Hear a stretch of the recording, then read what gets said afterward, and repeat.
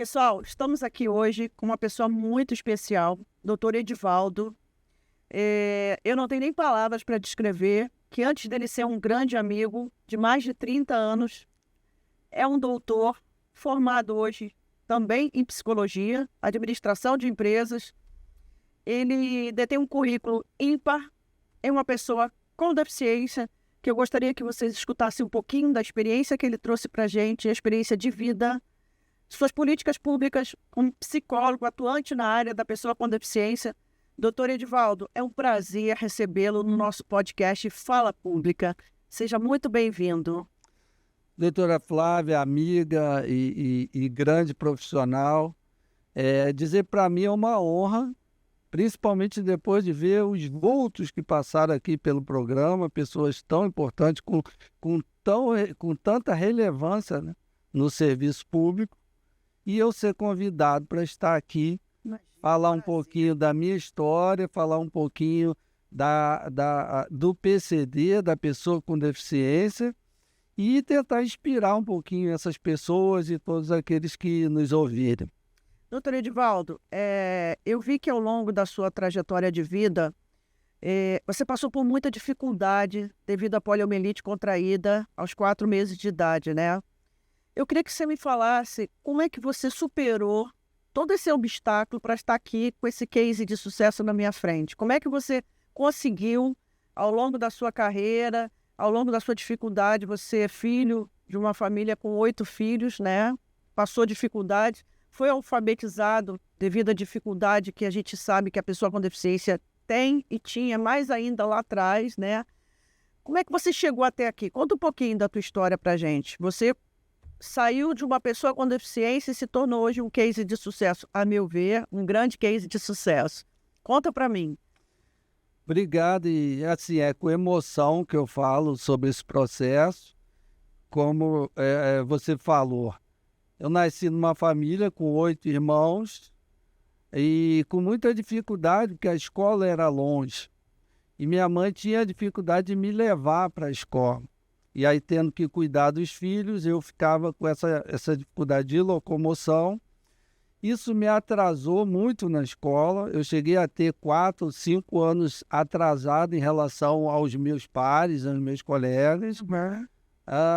Chegou um momento que eu começava a me achar a criança mais burra do mundo, porque eu simplesmente não conseguia conseguir ir para a escola, e quando eu chegava já estava defasado em relação aos meus colegas e não conseguia aprender. Eu fui alfabetizado de ler, de eu lembrar de ler a primeira coisa com 11 anos de idade. 11 anos de idade. E aí, naquele processo, eu tive que fazer toda uma corrida atrás do tempo para recuperar. Então, o que acontece? Eu fico 11 anos na primeira série forte, que se chamava antigamente, e a partir daí eu começo 12 anos, 13 anos, e aí quando eu vou para antigo 6º ano, que hoje acho que é a 5ª série, eu vou para o EJA, que é aquele ensino, né, de jovens e adultos, para eu tentar diminuir aquele gap de tempo. E aí eu consigo avançar. Mas paralelo a isso, a polio, quando foi para mim, ela foi muito severa. Então, eu não andei até 8 anos de idade. Até os 8 anos de idade você não conseguia andar? Não. Até hoje eu tenho marca na minha mão de usar a mão, até me emociono falar isso, de usar a mão para me locomover. Para você ter ideia, o Edivaldo, a gente que tem pessoas com deficiência na família entende que se passaram quase 60 anos, né? E a gente ainda encontra essa barreira da locomoção. Quer dizer, você, estudante, não tinha naquela ocasião sequer acessibilidade, não tinha sequer possibilidade de atendimento psicológico, né? Um grupo de apoio, e você, uma criança sedenta de educação, e não conseguia sequer chegar a uma unidade escolar. Isso a gente está falando de uma década de 60 anos atrás, né? E aí, o que te levou, o Edivaldo, a dizer, não, eu vou em frente, eu vou seguir? Você se formou em administração, né? Sim. Você teve a grata, né, bênção de ser uma pessoa da Eletrobras, que é uma concorrida empresa até hoje para poder entrar. E aí, o Edivaldo? Eu acho que a grande coisa, assim, a grande motivação para mim, a grande motivação foi o sonho. Foi, sabe aquela coisa, você está num ambiente que nada lhe favorecia, sabe? Nada favorecia, meus pais analfabetos, com dificuldade, meu pai trabalhava longe, minha mãe ficava para cuidar de todos aqueles filhos, mas eu tinha um sonho, e meu sonho era sair daquele lugar que eu estava. E aí, daquele lugar de dificuldade, daquele lugar de fome, de guardar para comer farinha com açúcar, porque você não tinha o que comer muitas vezes, não existia. Pensar num lanche, numa coisa, não existia. Você tomava um café, mais ou menos, almoçava mais ou menos, de tarde você comia farinha com açúcar, leite com açúcar, alguma coisa assim, para segurar para o dia seguinte. Mas eu sempre tive muita esperança. E aí, nesse processo meu, é interessante, porque quando eu começo a andar com muita dificuldade, me arrastava a maior parte do tempo, eu começo a estudar, e aí eu vejo que eu sou um bom aluno, não era o burro que eu achava que eu era. E aí eu começo nesse processo de recuperação. Resgate seu próprio. Muito. E é muito interessante porque, por exemplo, vou te dar um exemplo. Quando, por volta de 81, eu entrei para a Igreja Batista. E aí, chegando lá, eu via todos aqueles jovens, eu já falei isso para eles, que eles eram, em média, 5 anos mais na minha frente, avançado em termos de escolaridade. E aí você falou de sonho. Quando eu olhei para eles, eu falei, eu quero ser igual a eles, ou melhor que eles. Era uma inspiração para você. Era uma inspiração. E aí eu me acercava de livros que eram mais fáceis para eu saber ler, né? Eu pegava livros com maior facilidade, eu via filmes, houve toda uma corrida para eu conseguir subir. E o Edivaldo sempre querendo ser alguém, né? Sim. E dentre essas suas corridas, digamos assim, Edivaldo, o que mais te motivou se tornar hoje esse psicólogo que você é? O que mais te motivou? Você olhou para dentro e falou assim, não, eu quero ser psicólogo, é o sonho que eu tenho. Sim, boa essa tua fala, porque a psicologia sempre esteve dentro do meu sonho. Minha vontade sempre foi cuidar de pessoas, sempre foi fazer bem às pessoas. Começou com aquele grupo que eu falei, que eram de dependentes químicos, ali surgiu muito aquela minha vontade de cuidar de pessoas, e eu vim com esse sonho, eu passei numa faculdade final lá, 85, por aí, só que eu não tinha dinheiro para cursar a faculdade. Realmente era muito caro, né? A faculdade particular. Muito caro. Na época eu fiz pela Segran Rio, que era o vestibular unificado. Era Gama Filho ou Santa Úrsula, né? Isso. Só tinha essas duas. Isso aí, eu passei para Gama Filho, só que eu não tinha dinheiro para pagar. Eu abortei aquela missão da psicologia ali. Segurei, guardei no bolso, e aí, mais tarde, eu entrei para trabalhar dentro da área de RH, departamento pessoal, eu entrei nessa área, e o curso que, para mim, uma ferramenta melhor naquele momento era a administração. Nossa! Aí eu fiz o vestibular, na época também tinha, para Cândido Mendes, do Centro, passei, não conseguia cursar, e aí eu tentei cantar em coral, mas eu vi que minha voz não era tão boa, não ajudava. Aí consegui o crédito educativo. Aí é um contato meu com uma política pública que me ajudou muito. Legal. E que me incentivou até falar aqui no podcast Fala Pública, porque... Graças ao crédito educativo. São alguns pontos de contato com política pública, né? Então, uma delas... Um desses pontos de contato foi o antigo crédito educativo, que hoje é o FIES, não? Que me ajudou a fazer a faculdade toda com ele, e aí, ao final, eu resolvi quitar. Mas, naquela tua pergunta inicial, é um sonho. de cuidar de pessoas, de ser relevante. A minha vida hoje aqui faz parte disso. Eu tenho essa vontade de falar mais, de tocar pessoas. Você hoje, Edivaldo, você tem a formação de psicologia que, na verdade, foi a transformação desse sonho em realidade. A gente dá para ver que hoje você é um psicólogo realizado. Eu queria que você falasse um pouco dessa sua psicologia comportamental, né? Cognitiva, comportamental, que você falasse o que dessa sua experiência como psicólogo, o que você consegue extrair hoje de observação do que está faltando, né, de políticas públicas para a gente nessa parte de psicologia, né? A gente sabe que a gente é carente hoje no país, infelizmente, de políticas públicas em várias áreas, e principalmente no atendimento cognitivo, do atendimento psicossocial. E dentro dessa sua área de trabalho, como é que você está conseguindo avançar? O que você extrai para a gente sobre isso? Ótima pergunta. Primeiro, só um pequeno retorno aqui, um lugar de fala. Eu trabalhei muito, tanto sendo atendido na ilha AFCD, que é uma fraternidade de deficiente físico da ilha, que eu fui assistido, fui muito bem assistido, me ajudou muito na minha trajetória. Inclusive, o presidente me ajudou a conseguir uma bolsa numa escola particular para eu fazer alguns anos, que me ajudou bastante. Agora, é interessante a tua pergunta seguinte, porque o deficiente físico, no passado, no caso, a pessoa com deficiência, né, usando o termo atual, a pessoa com deficiência, ela era muitas vezes escondida da família, ela era amparada pela algumas instituições, notadamente religiosas, que era a maioria das vezes, mas ele era uma pessoa que ficava escondido. Tinha vergonha, né? Tinha vergonha, a família escondia a pessoa.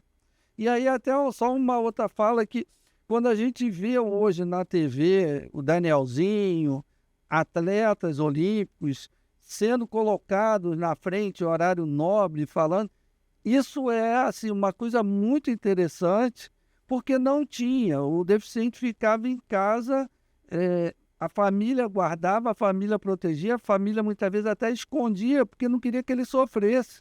Protegia Para que ele não sofresse a um mundo que era cruel para ele. Ainda é cruel, né? E ainda é. O mundo é cruel hoje para o deficiente, o mundo é preconceituoso. Você fala hoje desses exemplos de atletas paralímpicos, Edivaldo, mas a gente sabe da dificuldade que eles tiveram, os mais velhos, sequer puderam praticar esportes, né? Antigamente você não falava em atleta paralímpico há 60 anos atrás, você não tinha essa inclusão, né? E aí, voltando aí à pergunta que eu te deixei no ar. Com relação à psicologia, como eu falei, era um sonho de ajudar pessoas. E eu abracei a psicologia em 2013, eu ainda administrador na Eletrobras, com cargo gerencial, tocando projetos. Só que esse sonho começou a voltar. E aí eu entro na faculdade de psicologia, eu já tinha toda uma carreira dentro da administração, tudo estruturado, mas eu queria retornar esse sonho. E aí eu entro, em 2018, eu me formo em psicologia, faço pós-graduação dentro da terapia cognitivo-comportamental. E o que é a terapia cognitivo-comportamental? É uma abordagem dentro da psicologia que trata, em suma, o seguinte: eu e você somos filhos de mesmos pais e mãe, criados dentro do mesmo ambiente, só que nós podemos ter visão de mundo diferente. Por quê? Cognitivo. A forma como a gente percebe o mundo, a forma como a gente encara o mundo, vai determinar o comportamento. Então você pode, por exemplo, no meu caso, especificamente, eu olhava as adversidades, muitas vezes, como uma forma de eu crescer. O estímulo. De eu brigar com aquilo para eu crescer. Mas muitos deficientes vão ter dificuldade, muitas vezes, diante dessas barreiras, né? E não vão conseguir. Então, a psicologia cognitivo-comportamental, ela trabalha na forma como a pessoa encara o mundo, mexendo com isso, ajudando em parceria dentro da cognição para que eu tenha um comportamento mais assertivo, adequado. E aí, dentro desse seu universo, Edivaldo, que você vem trabalhando da terapia cognitivo-comportamental, o que você me fala hoje de algumas políticas públicas das pessoas com deficiência no Brasil? Como eu falei anteriormente, a gente tem uma carência muito grande de políticas públicas para pessoas com deficiência. Eu sei porque, como a gente já se conhece, né, temos família com deficiência e a gente sabe que muitas coisas estão aí largadas, desamparadas, a lei de acessibilidade, a questão justamente da integração da pessoa com deficiência à sociedade. Eu queria que você falasse um pouquinho sobre isso, porque você vive na pele isso. Você é uma pessoa com deficiência, mas que traz para a gente essa garra, essa vontade de falar assim, não, olha, eu sou deficiente, mas eu vou mostrar que o mundo não é diferente para a gente, é igual para todo mundo. Fala para mim. Excelente pergunta, doutora. A gente observa, como foi falado, na minha época de jovem, de deficiente jovem, essas políticas praticamente não existiam. Não existiam. Se você olhar, eu até fiz uma relação aqui das políticas, basicamente elas começam ali em 2012, 2013, e elas vêm para cá aos poucos. Hoje se falam muito, e muitas vezes a gente fala nomenclaturas, e mexe, remexe, mas a prática muitas vezes não é feita. Então, a pessoa com deficiência, ela precisa, mais do que política, ela precisa de ação do Estado, ela precisa de ação, né, legislativa, dos operadores do direito, enfim, para que ela não tenha os benefícios como um favor, para que ela consiga viver a cidadania, a inclusão, a plenitude da cidadania de uma maneira mais natural. Eu vou te dar um exemplo. Por volta de, lá no final dos anos 90, eu passei num concurso público, já naquela época, para analista, e na ocasião eu não entrei porque aquele, como é que se diz, edital, ele era mais restritivo do que a lei que já tinha na época. Então ele dizia, por exemplo, que eu tinha que usar apoios físicos para poder chegar. E eu lembro que na época a gente ia até procurar apoio legislativo, tinha dentro da FCD, a ideia era de se falar com a Câmara, falar com a Assembleia Legislativa para tentar mudar esse tipo de coisa. E aconteceu o seguinte, eu não entrei naquele concurso. E mais um caso, aí dentro de pessoa, da iniciativa privada, teve um banco que eu pedi o acesso ao primeiro andar no atendimento. O gerente olhou para mim e falou, você não precisa. Eu falei, olha, eu preciso fazer o quê? Eu tenho que tirar minha roupa aqui para você ver que eu tenho as duas pernas atrofiadas, que eu tenho dificuldade para subir aquela escada. Né? Então você vê o nível que a coisa era. E com o tempo, a legislação tem procurado se adequar à pessoa com deficiência, de maneira que ela viva normalmente. Eu vou te falar só mais uma situação. A gente foi ver, e agora? A gente foi ver um show aqui no Engenhão. E aí, quando eu, minha esposa, minha filha, minha enteada, a gente tentou o acesso, aí eu pedi ali a guarda municipal, o pessoal que estava ali de apoio, e a guarda falou, olha, o carro só pode ir até aqui. E aí, Flávia, um depoimento meu. Com o tempo, minha deficiência ela vai piorando de novo, fisicamente, eu vou tendo uma regressão de algumas coisas. O envelhece, né? O joelho vai sofrendo deterioração. Em alguns casos eu ando com 2 muletas, porque eu já não consigo mais usar uma de apoio. A guarda virou para mim e falou assim, olha, se você não conseguia vir, andar até lá, por que você veio no show? Absurdo, né? Assim, eu fiquei olhando, assim, a gente ficou parado, porque a gente não entendeu. Não espera não esperava. Ela falou, olha, se você não ia conseguir andar, por que você vem ao show? Agora, ela não sabe que não é você que tem que ir até a acessibilidade. A acessibilidade tem de vir até você. Como você, uma pessoa com deficiência, poderia ser um idoso, poderia ser uma gestante, poderia ser alguma outra pessoa com mobilidade reduzida momentânea, não assim, Sim. definitiva, né? Eu acho, o Edivaldo, você falou uma situação aqui que me preocupa. A meu ver e a seu entendimento, e eu queria que você esclarecesse isso para mim, você acha que não precisa mais de políticas públicas? Não, pelo contrário, eu acho que as políticas sempre precisam ser revisadas, precisam ser atualizadas, porque basta ver alguns termos, neurodivergência, por exemplo, são termos que não tínhamos um tempo atrás. A política pública, ela precisa ser sempre atualizada, porque a sociedade muda. Eu ia até avançar, eu te fiz essa pergunta, porque você falou anteriormente sobre as casas legislativas, eu ia avançar nesse assunto o seguinte, a Assembleia Legislativa, onde eu trabalho hoje, ela possui uma comissão da pessoa com deficiência. E muitas pessoas não sabem que elas têm esse direito de serem atendidas em Libras. Hoje, a comissão ela tem uma intérprete. E ela não atende só o surdo, ela atende a todas as pessoas com deficiência.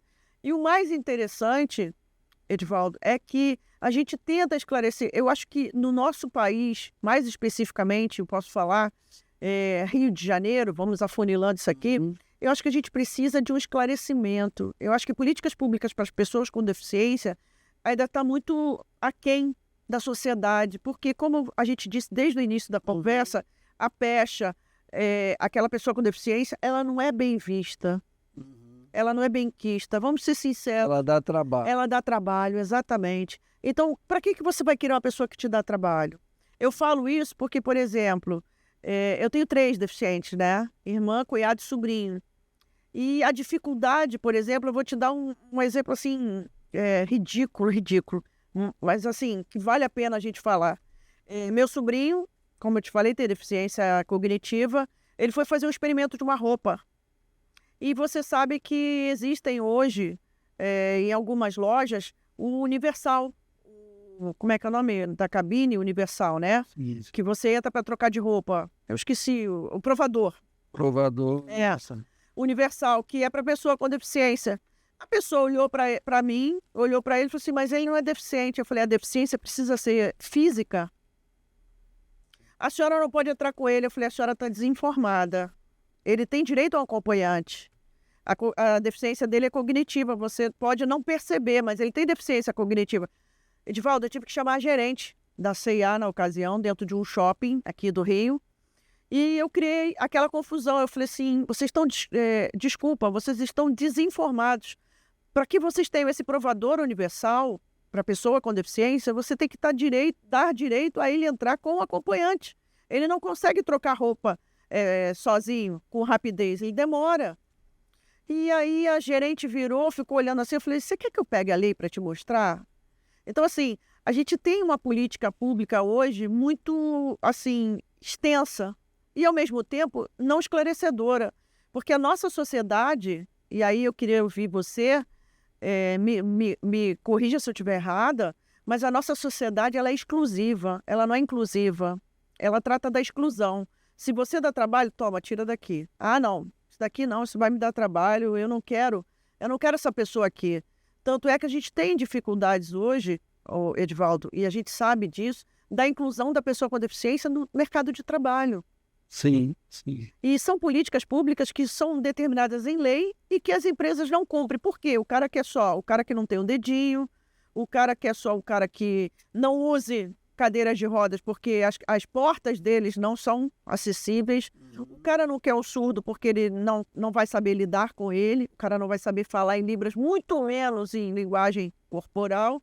Então, assim, o que você acha que a gente pode melhorar? Na pele, você sente na pele, você sabe disso. O que o doutor Edivaldo fala para mim? Flávia, olha, acho que a gente precisa mudar isso assim, porque a educação é uma coisa básica. Uhum. Só que a gente sabe que falta mais alguma coisa. Na sua opinião, o que falta mais?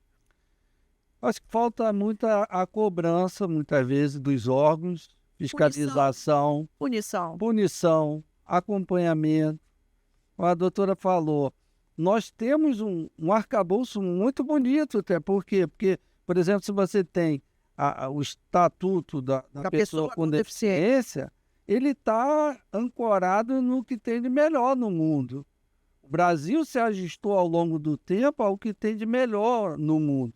Agora, vamos na prática. Isso eu senti na pele.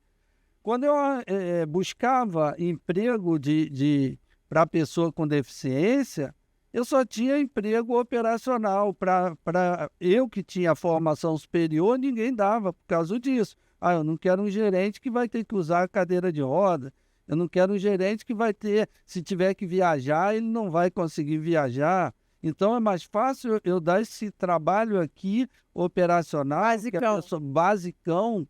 Então nós temos empresas privadas, e aí eu tenho lugar de fala disso também, porque eu já trabalhei em empresas privadas, inclusive, que a gente precisava cumprir a cota.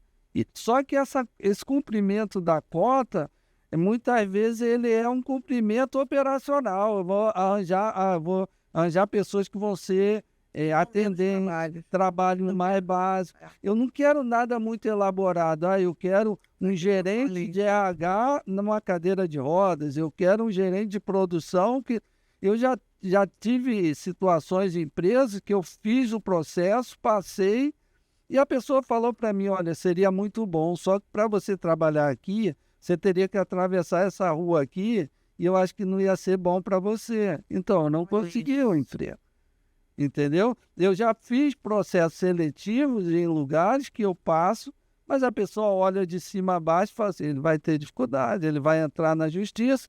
E aí, doutora Flávia, eu dou exemplo de que as empresas que eu trabalhei, por exemplo, eu sempre me dediquei, nunca como é que se diz? Fui querer dizer, eu sou PCD, eu preciso de um atendimento diferenciado. Não, se eu precisar, a empresa precisa. Claro. E eu tenho orgulho de falar da Eletrobras, principalmente aí a Eletrobras enquanto estatal, ela tinha todo um tratamento em cima da pessoa portadora de deficiência muito bem. Mais um toque, política pública. Quando eu passo na Eletrobras, eu passei bem classificado na ampla concorrência, mas eu entro como PCD. E tive ali uma avaliação, tive todo um tratamento, um cuidado de local de trabalho, de ergonomia, muito bem feito. Então, voltando aí, muito bem. Se você entra, hoje a Eletrobras privatizou, mas ela guardou muito daquele legado. Você anda na empresa toda com um piso marcado para deficiente visual. Piso tátil. O piso tátil. Você tem programas, todos delas são feitos em libras, com tradução em libras, entendeu? Então, é um exemplo, mas nem todas as empresas fazem isso. Então, voltando à questão, entendo que precisa ter mais cobrança, mas o fiscal, como alguns casos tem da Justiça do Trabalho, o fiscal não vai para multar, o fiscal vai para chamar o gerente, vai para conversar, vai tentar uma maneira de conseguir acessibilidade a todos os PCDs, não só de locomoção, de audição, de cognitivo, questão mental, todos. Porque a deficiência ela tem que ser tratada como uma condição humana, do ser humano. Eu e você podemos estar aqui, sofrer algum tipo de acidente, alguma coisa que muda aquela trajetória. Então, aquela condição da natureza humana, e não uma aberração, não algo fora do normal. Você como psicólogo, entende que hoje no Brasil a gente não sabe o que é pessoa com deficiência? Em muitos casos, não. Por quê? Porque, só para completar, o psicólogo, aí entrando na questão da psicologia, se eu vou atender um PCD, primeiro eu tenho que atendê-lo junto com a sua família. Porque a família entra aquela questão, não vou deixá-lo, tadinho, coitado, fica em casa. Então eu preciso primeiro tratar da família, ver como que a família enxerga a pessoa com deficiência, tá? E aí também, se eu entro no tratamento com o portador de deficiência, porque, doutora Flávia, é impossível o deficiente, a pessoa com deficiência, ela passar por um processo desse todo, muitas vezes, sem nenhum arranhão, sem nenhuma dificuldade. Então, eu perguntei isso porque hoje você tem muito bem elaborado aí dentro de você a questão do tratamento psicológico da pessoa com deficiência. E a gente tenta levar, Edivaldo, a vários municípios a legislação da acessibilidade, da necessidade do entendimento. Mas eu não falo acessibilidade só física, eu falo acessibilidade à justiça, acessibilidade ao tratamento psicossocial. E eu perguntei que a pessoa hoje, o nosso país, a nossa sociedade não conhece o que é pessoa com deficiência, não sabe o que é, justamente por conta disso. Porque todo mundo acha que falar de deficiência se resume à física. Uhum. E você hoje muito bem trouxe aqui que o tratamento psicológico hoje, ele é da família também. A família precisa aceitar que aquela criança que não é deficiente físico, mas é mental, ela também precisa ser tratada. Todo. E uma política pública de acesso à saúde mental, eu acho que é fundamental que a gente possa levar aos municípios. Existem postos de saúde hoje, em 92 dos municípios praticamente, e que você tem o psicólogo. Mas eu posso dizer com muita clareza, Edivaldo, que dentre eles, muitos não conseguem tratar a pessoa com deficiência. Por quê? Porque eles vão enxergar, salvo o melhor juízo, né? Eu posso estar enganada, mas eles vão enxergar o deficiente como até aquele com deficiência física. A saúde mental hoje, ela é muito difícil de você ser tratado, principalmente se ela envolve mental e auditiva, né? E aí eu trago essa fala aqui para você, Edivaldo, para ouvir a sua opinião. O que eu estou batendo nessa tecla desde o princípio, mas eu queria que você me falasse o que mais a gente precisa fazer, além do esclarecimento, de aumentar a punição, tratar a família, tratar a sociedade. Você acha que falta uma lei mais rigorosa? Sim, no sentido de... você abordou muito bem a questão do conceito de deficiência, é um conceito psicossocial. Quais as barreiras que a pessoa com deficiência enfrenta? Então, por exemplo, aí você falou, a questão, o deficiente auditivo. Aí ele consegue correr, consegue se locomover, mas no trabalho dele todo não tem uma pessoa que consiga traduzir para ele, consiga levar para ele a informação. Então, o conceito psicossocial, ou seja, aonde que eu, enquanto cidadão portador de deficiência, não consigo usufruir dos meus direitos quanto cidadão por conta de barreiras. Então, esses psicólogos, como foi bem falado, eles precisam ter essa visão que eu digo, né, esse conhecimento psicossocial, aonde que aquela pessoa que vem para ele vai necessitar de apoio, que muitas vezes, como falou, o meu caso foi uma barreira física, mas nós temos diversas barreiras. Nós temos barreiras que muitas vezes já começam da própria casa. Vou te dar um outro exemplo. Esses dias, uma pessoa entrou em contato comigo. E aí, do tipo assim, socorro, eu preciso de ajuda. Aí, em seguida, alguém da família, né, questão sigilosa, também nem conhecia a pessoa, foi um contato telefônico, mas a pessoa falou, olha, pode deixar que a gente está resolvendo aqui. ele não precisa de apoio psicológico, que a gente já está vendo aqui, já tem alguém que vai... Então, há essa questão, e a sociedade, muitas vezes, ela não consegue ter essa visão. Os órgãos, as empresas, isso que você falou é excelente. As empresas privadas, por exemplo, qual é a visão que elas têm da necessidade das pessoas? Ou então, que nem você falou ali, tá, a pessoa não prova não. O que esse cara tem que ele está aí? E não tem noção da barreira que a pessoa enfrenta. Edivaldo, eu vou ser mais clara quando eu te falo de uma lei mais severa, porque é o seguinte, o nosso Código Penal, infelizmente, ainda precisa ser aprimorado. Nós hoje temos aí crimes contra a mulher, considerados até hediondos, crimes contra a sociedade LGBTQIA+, crime contra o idoso, mas a gente não vê o crime contra a pessoa com deficiência.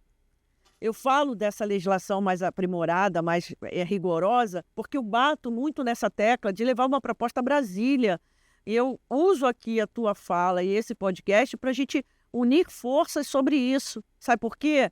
Porque hoje você tem a visão da sociedade muito em relação aos crimes contra a mulher, como eu disse, que são, assim, repelidos por todos. Mas ninguém enxerga os crimes que são considerados da pessoa com deficiência. Ninguém quantifica isso. O último censo que a gente tem no Brasil de pessoas com deficiência é antiguíssimo. Nós não temos hoje, no nosso país, um censo atualizado de pessoas com deficiência. Eu posso estimar que no Rio de Janeiro existam tantas pessoas com deficiência, mas eu não tenho esse censo. Sabe por quê? Porque elas não têm lugar de fala. E aí eu falo, eu insisto nisso, porque quando o censo bateu na casa da minha irmã e do meu cunhado, eu tive que marcar com um recenseador para eu poder traduzir em Libras. Quantas outras famílias não têm pessoas com deficiência ou são deficientes auditivos que não puderam ser ouvidos? Porque não tem ninguém que fale em Libras. Então a gente começa lá do início. Isso sim é crime. É um direito que a pessoa tem com deficiência de ser ouvida. E aí você vai falar, pô, Flávia, mas aí se você fatiar a sociedade... Mas é porque as pessoas com deficiência, elas não, volto a te dizer, elas não têm espaço. E aí você criar uma legislação mais rigorosa, você vai dar luz a essa questão. Por exemplo, a essa guarda civil, que ela poderia ser punida pela sua corporação devidamente, por ela não ter atendido a você como prioridade. Ela não tinha que ter dito a você que você não tinha que ir no show porque não tinha que ter acessibilidade. Ela tinha que providenciar o acesso seu ao show. Ela não está ali para contestar a sua deficiência. Então, para você ver o ranço que a sociedade tem e não ouvir as pessoas com deficiência. E aí eu volto ao princípio de tudo pelo seguinte: por que não a gente ter uma lei voltada para a prioridade dos processos das pessoas com deficiência em todo o país? Prioridade nos atendimentos às delegacias. Quantos deficientes cadeirantes não conseguem subir num ônibus? Como é que você vai lavrar o boletim de ocorrência? Ah, Flávia, você lavra online. Pô, vai lavrar online, aí a pessoa não tem computador em casa. Como é que o cara vai chegar à delegacia? Quer dizer, isso já é uma falta de respeito, uma falta de cidadania. E aí eu te trouxe essa pergunta justamente por conta das políticas públicas atrasadas que a gente encontra. Nosso Código Penal não conhece pessoa com deficiência. Você não acha uma legislação hoje punitiva, rigorosa, para quem trata a pessoa com deficiência como uma vítima de crime? Essa fala tua é sensacional, porque é algo que eu observo. O deficiente físico, ele não tem voz, ele é invisível. Ele não é, por exemplo, hoje em dia, quando você fala em inclusão na TV, aparece qualquer inclusão, no finalzinho a cadeira de roda aqui, alguém encosta aqui do lado. Por quê? Vamos ser francos. Boa parte das pessoas com portador de deficiência vinham de lares, e muitos ainda hoje, humildes, com dificuldade de acesso, com dificuldade de fala, de levar a lugares. Por exemplo, a moça falou comigo, eu não falei nada. Será que se ela falasse isso com outros públicos que hoje são considerados prioritários, será que seria a mesma coisa? Ou a pessoa chamaria ela? Então, isso que fala é perfeito. A gente tem uma legislação em que, nesse ponto aí, não prioriza essas falas. Ou melhor, essas pessoas que não têm fala.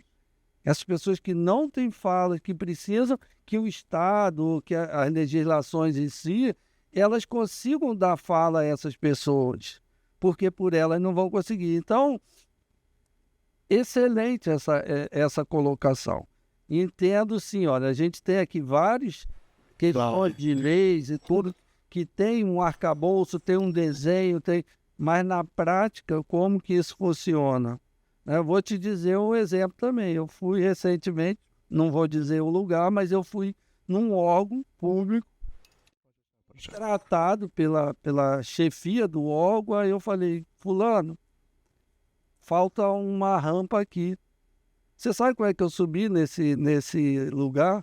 Teve que 2 pessoas, 2 homens fortes, me seguraram para eu subir a escada. Que absurdo.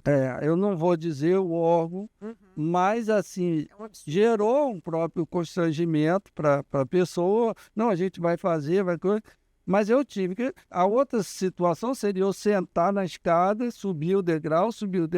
Sentadinho. Se arrastando.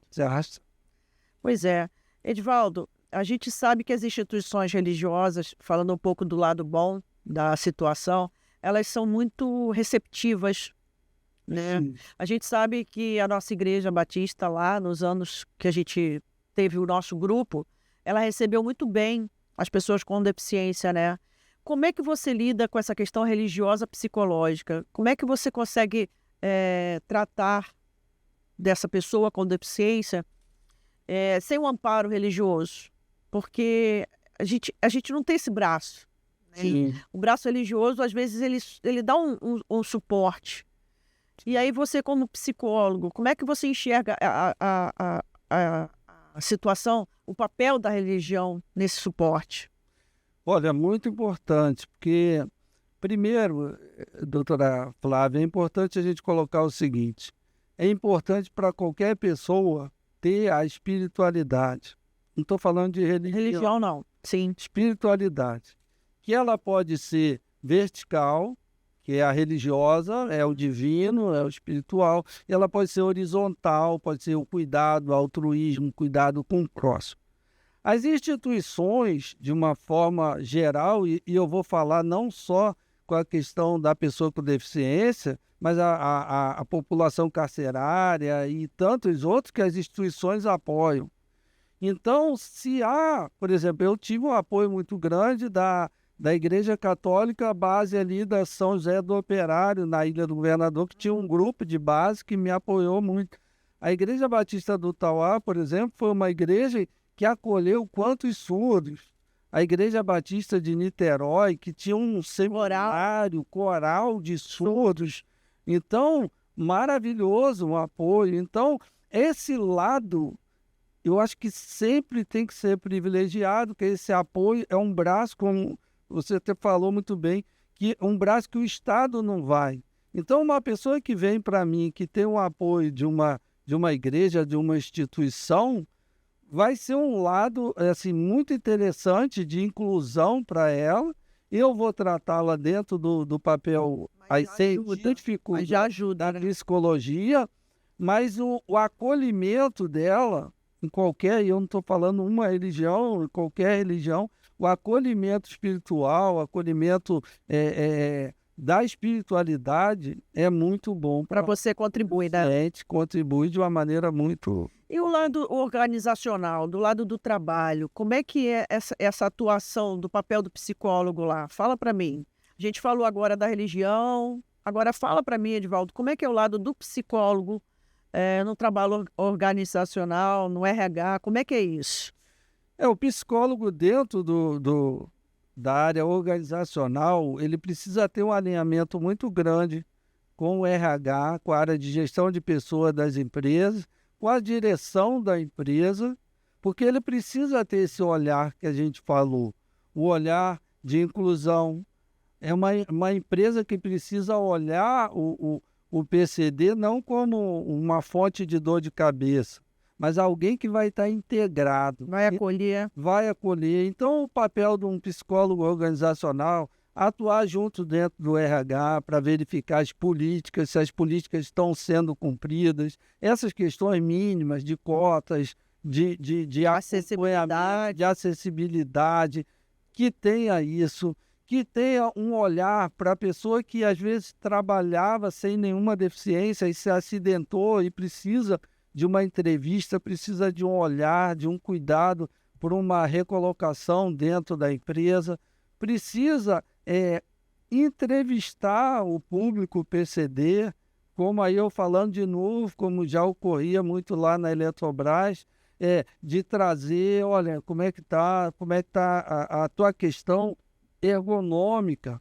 Precisa também o psicólogo andar junto com a medicina, a saúde ocupacional, para você conseguir dar um ambiente acessível de ergonomia, questão de libras, a questão visual, a questão de ambientes táteis. Então, o psicólogo do organizacional, ele não pode ficar sentadinho na cadeira dele, ele precisa andar pela empresa para ver a realidade do público PCD. Então, a gente pode dizer hoje, Edivaldo, que a gente está avançando em algumas casas, né, em alguns aspectos, mas em outros a gente precisa primordialmente esclarecer, né? Esclarecer conceitos, esclarecer comportamentos, porque, como você disse aqui, em pleno século XXI, você, uma pessoa esclarecida, culta, chega para um show, não consegue acesso ao show e um servidor público ainda chega com uma voz, uma fala de repelir.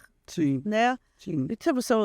Se você sabia que não podia chegar até aqui, por que você veio? Quer dizer, isso é um balde de água fria na sociedade, mas eu acho, Edivaldo, que o nosso papel é esse. O papel de fala, o papel de esclarecimento, o papel de levar conhecimento. E o nosso podcast, ele tem essa função. O Fala Pública hoje é o primeiro podcast formado por 2 assessores da Assembleia Legislativa, que sou eu e meu companheiro Pietro, que te deixo um abraço por incompatibilidade de agendas, que ele hoje, como eu te falei, ele acompanha o nosso secretário de Estado de Trabalho e Renda. E esse podcast surgiu justamente com isso, com esse intuito da gente falar, porque como nós trabalhamos numa casa legislativa, a gente tem a obrigação de levar ao público o conhecimento do que são as leis, mas principalmente trazer a vivência de quem não tem a lei contemplada, que é o seu caso, que é o meu caso, no caso dos meus parentes com deficiência, que eles não têm a contemplação da lei. Infelizmente, a lei existe, mas ela não pode ser contemplada. Por quê? Porque não há punição devida, não há um olhar rigoroso, como a gente acabou de colocar.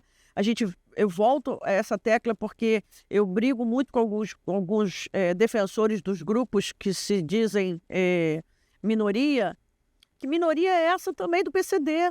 PCD também é minoria.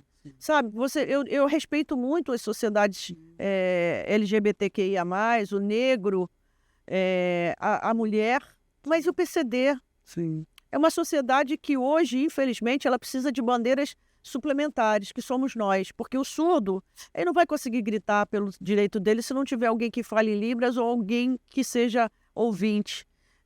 O surdo cego, cara, é assim, inacreditável. É uma sociedade que existe, as pessoas pouco conhecem, eles se comunicam através de Libras táteis, mas e aí? Então, assim, eu acho que a nossa função com esse podcast, e eu quero deixar as portas abertas para vocês, estamos chegando ao final, infelizmente, mas a nossa função hoje é deixar as portas abertas para pessoas como você poder retornar, trazer a sua vivência, a sua experiência, o seu conhecimento, que para nós é um prazer muito grande ouvir, que a nossa função aqui é ouvir e levar a discussão, levar a um patamar ainda maior, que são os nossos parlamentares, quiçá Brasília. Ainda estamos falando de Rio de Janeiro, mas nosso podcast está aí no YouTube, no nosso canal. Quem sabe a gente possa levar a Brasília essa alteração do Código Penal e trazer a prática do crime hediondo para pessoas com deficiência. Eu quero, primeiramente, te agradecer a disponibilidade da sua agenda, do seu dia, e estar aqui conosco, Edivaldo, porque para mim reviver um passado que parece que foi ontem, né? A gente vinha falando aqui, são quase 50 anos de amizade. E deixa pra lá, porque ninguém vai saber a nossa idade, né? Mas a gente viveu junto na pele isso. Você, eu, minha irmã, as nossas famílias, a gente caminhou junto, né?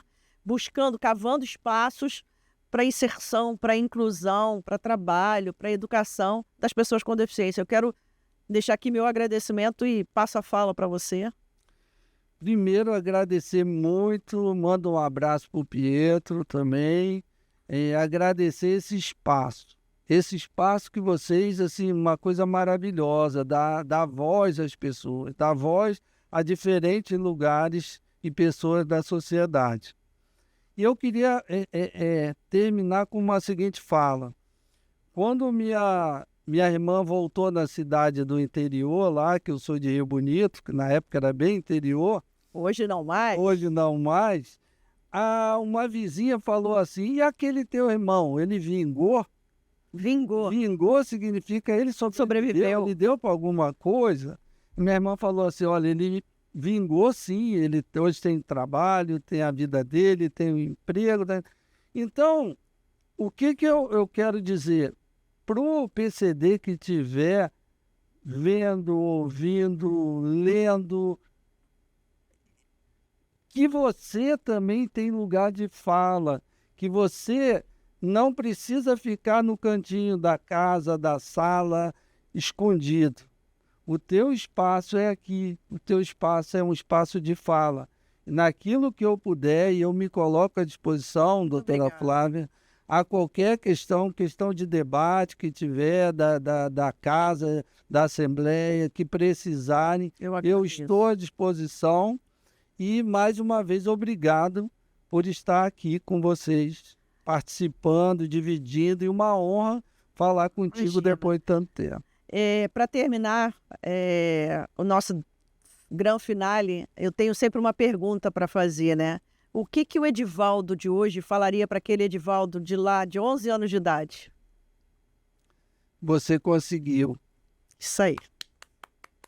Gente, me segue lá no Instagram, @Edivaldo Ramos, Edivaldo com I, Edivaldo Ramos Psicólogo.